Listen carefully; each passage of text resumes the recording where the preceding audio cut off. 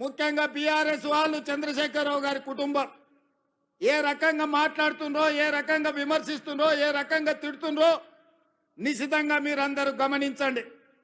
10 సంవత్సరాలు వాళ్ళు పరిపాలన చేసిండ్రు, 2 సార్లు ముఖ్యమంత్రి అయినరు.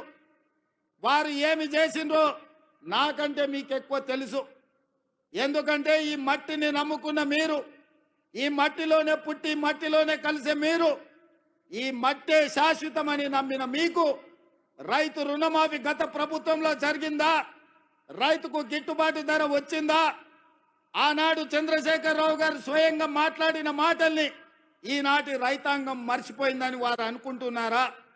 ఆనాడు ఊరేస్తే ఊరేసుకున్నట్టే అన్నది ఈ పెద్ద మనిషి చంద్రశేఖరరావు గారు కాదా? ఈనాడు మీరు ఊరేసుకుంటే 500 రూపాయల బోనస్ ఇస్తామని చెప్పిన మాట ఉత్తమ్ కుమార్ రెడ్డిది కాదా?